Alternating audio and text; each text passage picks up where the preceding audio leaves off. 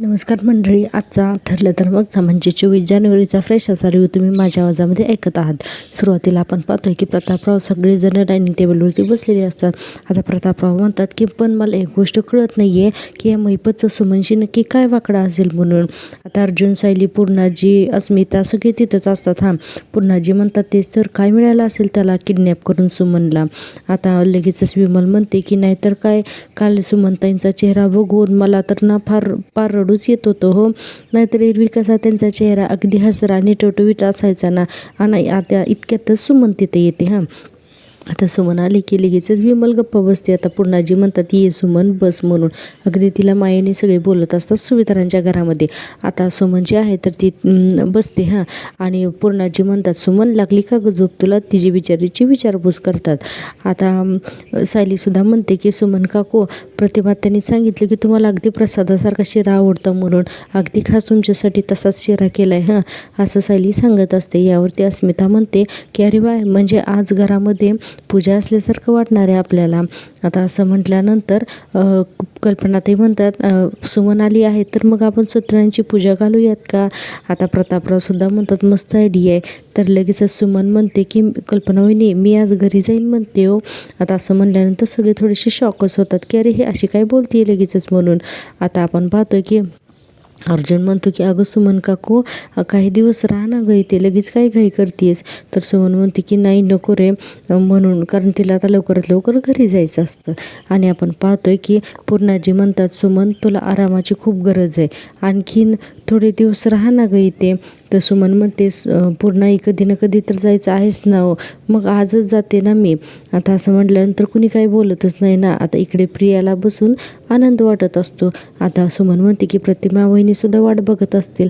त्यावर कल्पनाताई म्हणतात हरकत नाही, तुला घरची आठवण येत असेल ना, पण हे बघ तुला जेवल्यानंतर ना अर्जुन आणि सायली घरी सोडायला येतील तर सुमन लगेच घाबरून म्हणते की नाही नको, जेवण नको, मी आत्ताच निघते म्हणून. आता असं म्हटल्यानंतर सायली म्हणते अगं सुमन काकू थोडा वेळ तरी थांब, आत्ता स्वयंपाक पूर्ण होईलच, हवं तर तुम्ही लवकर जेवा. तर सुमन म्हणते की नाही ग नको, मी जाते आत्ताच. आता यावरती सगळ्यांनाच थोडंसं विचित्र वाटत असतं की ही थांबायलाच तयार नाही म्हणून. पूर्णाजी म्हणतात ठीक आहे, तुझं सगळं मनासारखं होऊ दे, पण एक गोष्ट लक्षात ठेव, हे घर तुझंच आहे, जेव्हा तुला वाटेल ना तेव्हा तू लगेचच इकडे यायचंस तर सुमनसुद्धा हो म्हणते. आता प्रियाचं नेहमीसारखं तोंड वाकडंच असतं. आता अर्जुन म्हणतो ब्रेकफास्ट तरी करशील ना, सायलीने तुझ्या आवडीचा शिरा बनवला, मग वाटलं तर आपण जाऊया. त्यावर सुमन म्हणते की हो चालेल म्हणून. आणि आपण बघतो की इकडे एकदा प्रियेचा सुद्धा चेहरा दाखवलेला आहे. आणि आता आपण पाहतोय लगेचच दुसरा सीन. आपण दुसऱ्या सीनमध्ये पाहतोय की अर्जुन आणि सायली सुमनला सोडण्यासाठी सुभेदारांच्या घरामध्ये गेलेले असतात.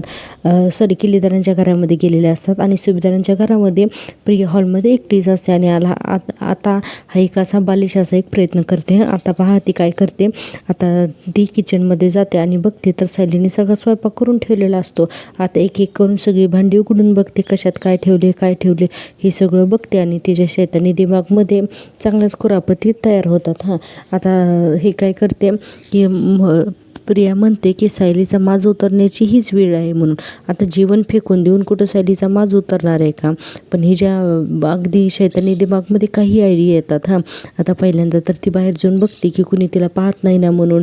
आणि आता सगळं जे काही स्वयंपाक केलेला आहे तर तो पटापट एका पिशव्यांमध्ये भरते आणि भांडी आहे अशी पटकन विसरून फक्त लगेचच आहे अशी भांडी ठेवून टाकते आणि सगळं जेवण जे आहे ना तर ते पॅक करते. आता तिला हे सगळं जेवण बाहेर फेकून द्यायचं असते, जेणेकरून सगळ्यांनी सायलीला रागवावं की तू स्वयंपाक न करता निघून गेलीस म्हणून. आणि सायलीला बेजबाबदार ठरवावं सगळ्यांनी. हा प्रियाचा असा काहीचा डाव असतो आणि हा डाव तिचा अजिबात सक्सेसफुल होत नाही. तर त्यासाठी तुम्ही पुढे रिव्ह्यू पाहाच. आणि हो प्रेक्षकांनो, तुम्हाला जर का मी दिलेला रिव्ह्यू आवडत असेल तर प्लीज माझ्या चॅनल एकदा सबस्क्राईब करा आणि हो लाईक करायला अजिबात विसरू नका. तुम्ही लाईक केल्यामुळे अशी छान छान रिव्ह्यू देण्यासाठी मला अगदी प्रोत्साहन मिळतं. आपण आता पाहतोय की प्रिया सगळी भांडे वगैरे स्वच्छ धुवून ठेवते, जे काही जेवण आहे तर ते पार्सल भरते एका पिशवीमध्ये आणि आता ती पिशवी जी आहे ना तर ती घेऊन बाहेर जाते. आता आपण पाहतोय पुन्हा किल्लेदार यांच्या घरातील सीन.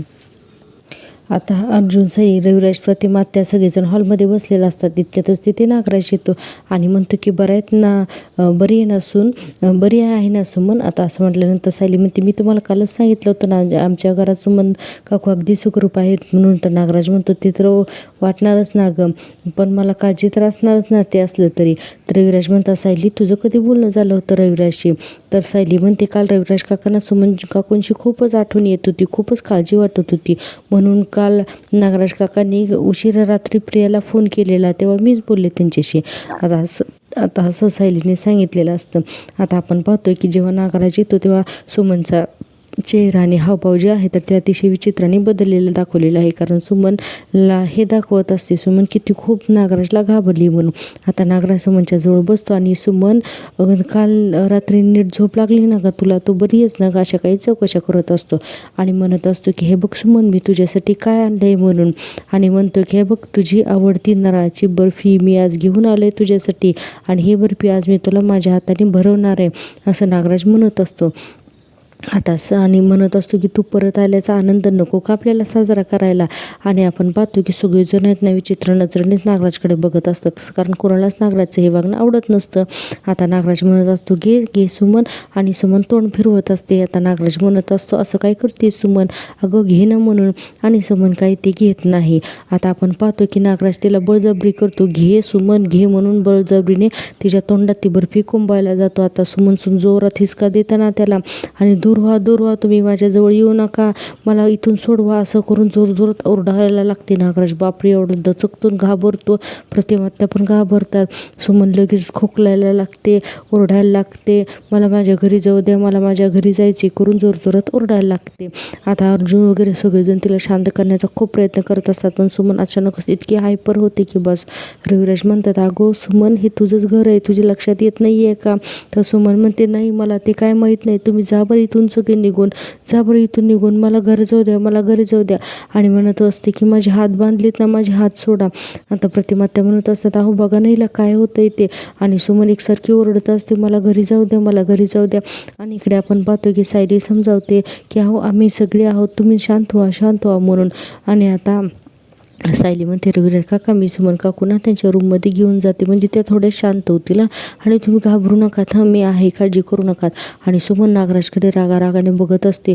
बापरे प्रकाश तर आज फारच घाबरलेला असतो. सुमन फक्त नागराजकडे बोट करत असते आणि खूप रडत असते आणि खूप घाबरलेली असते आणि एवढं विचित्र असते हे सगळं प्रकार दाखवले ना की बस. आणि नंतर तुम्हाला कळणारच आहे की हे सगळं सुमनचं नाटक असतं ते. आता त्यासाठी पाहत राहा पुढे रिव्ह्यू. आणि आता आपण पाहतोय की लगी नागराजसुद्धा सुमनला घेऊन सायलीवरती गेल्यानंतर स्वतःसुद्धा चिंतित असल्यासारखे हावभाव करत असतो. आता जेव्हा सायली जी आहे ना तर ती वरती सुमनला घेऊन जाते रूममध्ये, त्यावेळेस खाली रविराज, प्रतिमात्या, अर्जुन आणि नागराज हे चौघेही उभारलेले असतात. आणि आता आपण पाहतोय की रविराज म्हणतात की सुमनला नक्की काय होतंय ना ते कळतच नाहीये. नाही त्या महिपतनं तिला टॉर्चर केलं असेल, खूप टॉर्चर केलं असेल, पण तिला स्वतःच्या घरामध्ये सुद्धा आता सेफ वाटत नाहीये. हे थोडंसं मला हेच वाटतंय असं काहीतरी रविराज बोलत असतात. आता अर्जुन म्हणतो सिनियर आय थिंक सुमन काकू खूप घाबरली आहे, तिला बांधून ठेवलेल्या अवस्थेमध्ये मी तिला पाहिलं होतं तेव्हा ती लिटरली थरथर कापत होती रे, पण तरीसुद्धा हे सगळं ॲक्सेप्ट केलं नव्हतं रे मी, असं अर्जुन म्हणतो. त्यावरती सायली म्हणते की सुमन काकूंना खूप मानसिक थकवा आला आहे. तर नागराज म्हणतो काय अवस्था झाली ना माझ्या सुमनची, आणि म्हणतो की मी थांबतो तिच्यापाशी, म्हणून लगेचच नागराज तिच्याकडे जायला निघतो. त्यावरती सायली म्हणते नको काका, त्यांना जरा एकटीला राहू द्या, गरज आहे त्यांना त्याची. आता रविराज म्हणतो हो बरोबर आहे, एकटीला थोडा वेळ आराम करू दे, ते हळूहळू बाहेर पडेलच यातून, असं रविराज सुद्धा म्हणतात. आता सायली म्हणते काल रात्री पण त्यांना शांत झोप लागलीच नव्हते, विचित्र अशी स्वप्न पडत होती त्यांना, आणि त्या असंच सांगत होत्या, आणि मला वाटतं की त्यांनी आरामच करणं खूप गरजेचं आहे. त्यावर प्रतिमात्या म्हणतात म्हणजे आराम केल्यावर बरं वाटेल ना गं तिला. अर्जुन म्हणतो हो आत्या, काय ना की सुमन काकू कशातून गेली नाही की याची आपण कल्पनासुद्धा करू शकत नाही.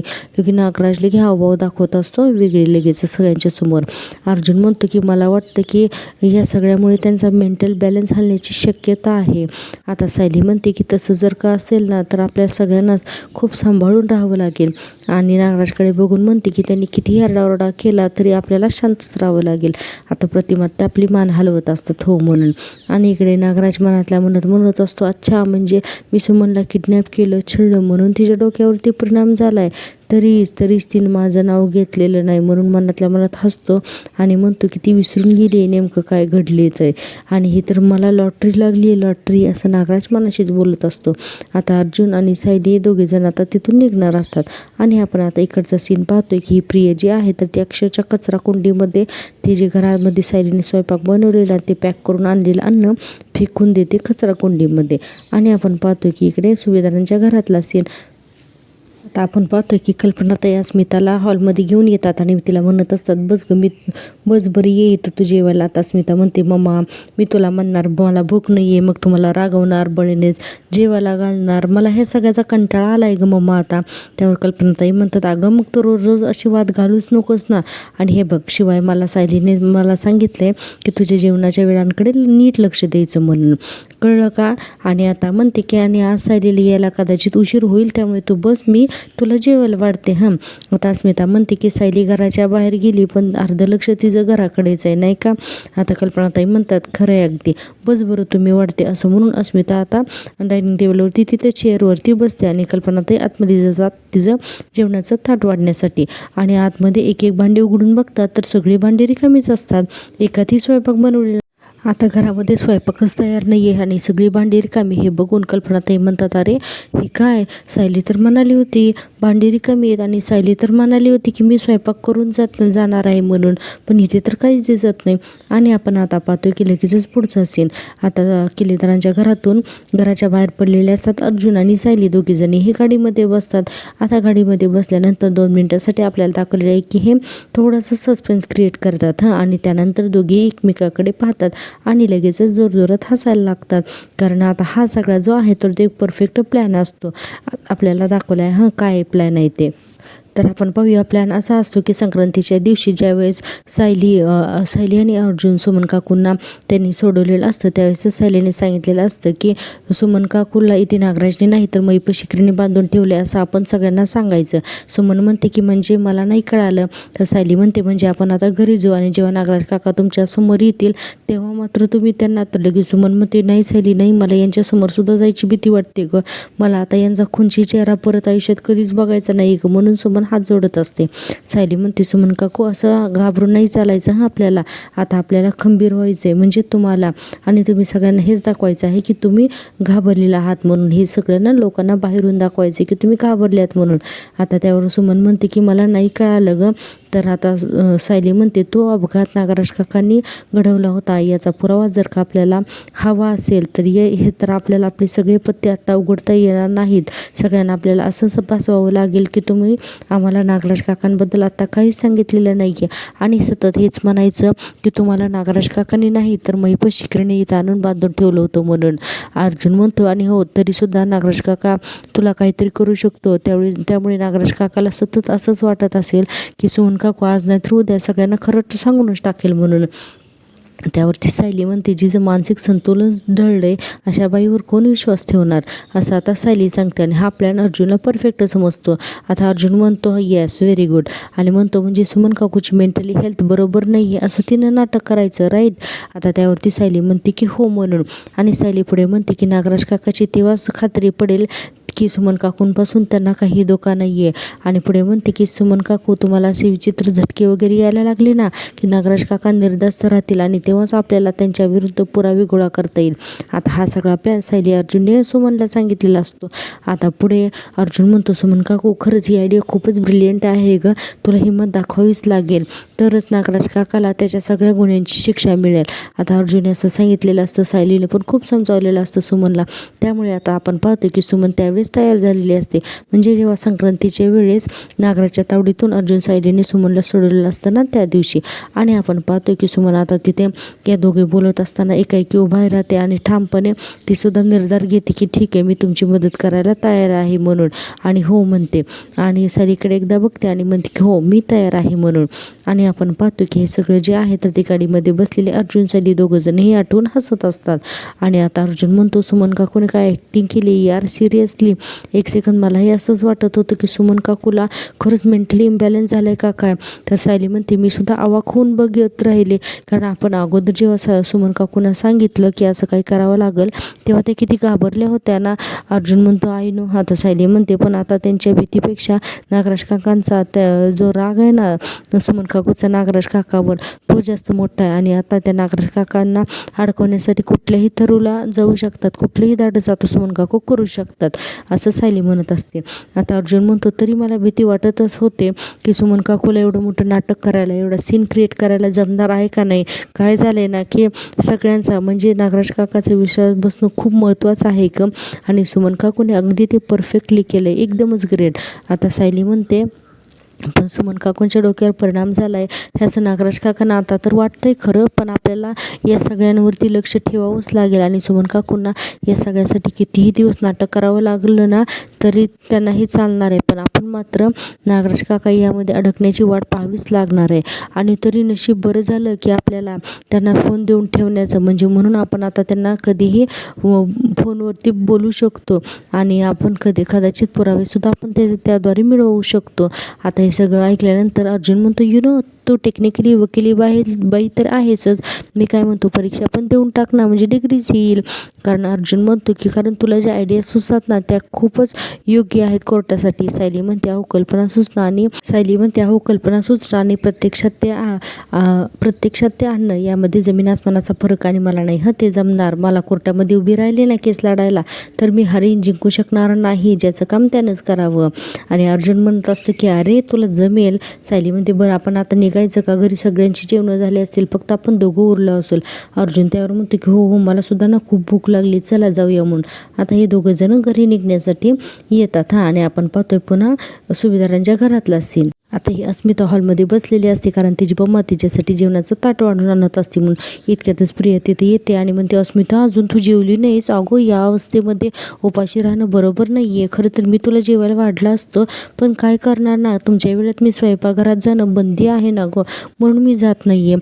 आणि पुढे म्हणते की सायली तर कुठे दिसत नाही आहे, नवऱ्यासोबत भटकायला गेली का काय, असं आता प्रिया म्हणते. आता कल्पनाताई येतात ना तिथे आणि तिला म्हणतात की हे बघ काय ना की सायली तुझ्या सख्या काकूला तिच्या घरी सोडायला गेली आहे म्हणून, आणि तू बसली ना इथेच. असं म्हणजे काळजी करण्याच्या ऐवजी इथे उभी राहून नुसते टोमणे मारत राहा. अस्मिता म्हणते जाऊ दे ना मम्मा, हिच्याशी बोलण्यामध्ये काही अर्थ आहे का, असं अस्मिता म्हणत असते. पुढे कल्पनाताई म्हणतात बरोबरच आहे, तेही खरंच आहे म्हणा. इतक्यातच विमल तिथे येते. आता कल्पनाताई म्हणतात विमल अगं सायली निघण्या अगोदर स्वयंपाक केला होता ना गं तिने.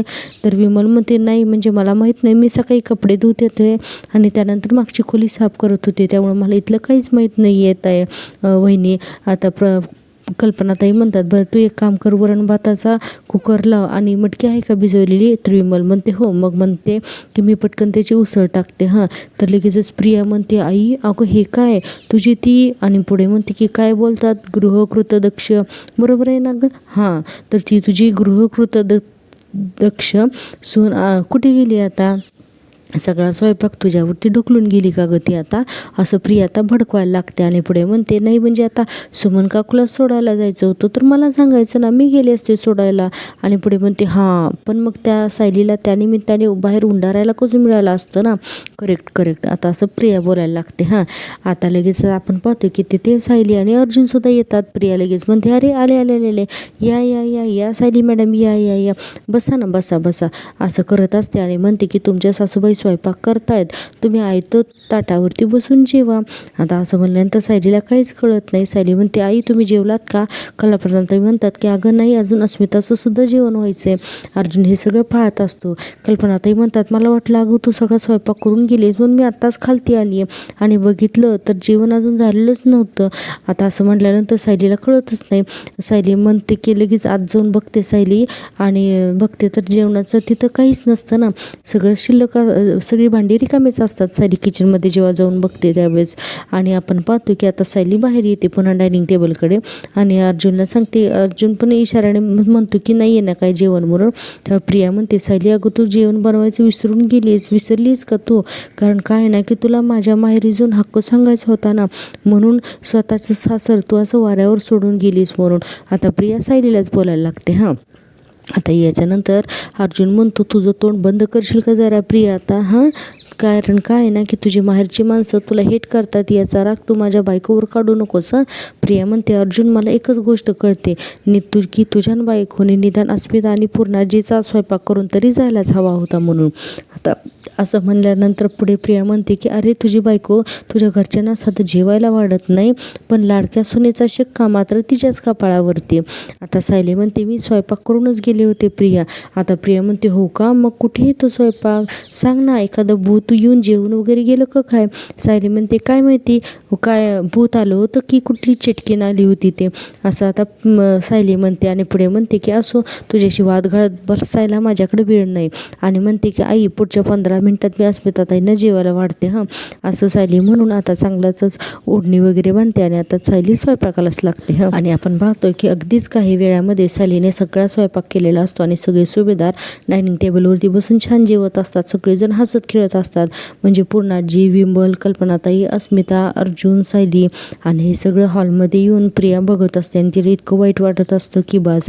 आणि म्हणत असते की सायली तोंडावर आपडली पाहिजे म्हणून मी सगळं जीवन फेकून दिलं होतं, पण हिला तर काही फरकच पडत नाही, ही सगळ्यांची लाडकी ती लाडकीच, असं प्रिया म्हणत असते. आणि आता आपण पाहतोय की प्रिया त्या सगळ्यांकडे बघत असते ती कसे जेवतायत ते, आणि आता हिला वाईट वाटत असतं की हे जेवतायत ते. आणि प्रिया तिनं खूपच खरं तर कपटी दाखवलेली आहे. आणि आजचा ठरलं तर मगचा हा भाग इथे संपलेला आहे. प्रेक्षकांनो, तुम्हाला दिलेला तुम्हाला जर का मी दिलेला रिव्ह्यू आवडत असेल तर प्लीज चॅनलला सबस्क्राईब करा. आपण पाहतोय उद्याच्या भागामध्ये महिपतला भेटायला साक्षी आलेली असते, तीही सुद्धा अगदी तिचं रूप वगैरे बदलून, आणि महिपत तिला सांगत असतो की कोणावरही भरोसा ठेवायचा नाही, अगदी कानांनी डोळे उघडे ठेवून लक्ष द्यायचं सगळीकडं, आणि त्या नागराज आणि प्रियावरती अजिबात विश्वास ठेवायचा नाही. आता प्रिया म्हणत असते की माझं पार्सल कुठे आहे म्हणून, आणि म्हणते की मी आणि माझ्या नवऱ्याने उपाशी राहावं म्हणून मुद्दामून तिने हे पार्सल लपवून ठेवलं. इतक्यातच विमल पार्सल घेऊन येते आणि म्हणते, हे घ्या तुमचं पार्सल. आता सायली म्हणते, आपली माणसं उपाशी राहावेत, आपली माणसांना उपाशी ठेवणे इतपत निष्ठुर नाही आहे मी अश्विन भाऊजी. आणि असं म्हणून एक व्हिडिओ दाखवते, त्या व्हिडिओमध्ये काहीतरी असतो जो की पुरावा आहे प्रियाच्या विरुद्ध, आणि तो नक्की पुरावा काय आहे हे आपल्याला उद्याच्या भागामध्ये कळणार आहे. पण तोपर्यंत पाहत राहा माझी आवडती सिरियल. या चॅनलवरती तुम्हाला असा छान छान रिव्ह्यू बघायला मिळणार आहे. भेटूया उद्याच्या भागात, तोपर्यंत टेक केअर, बाय बाय.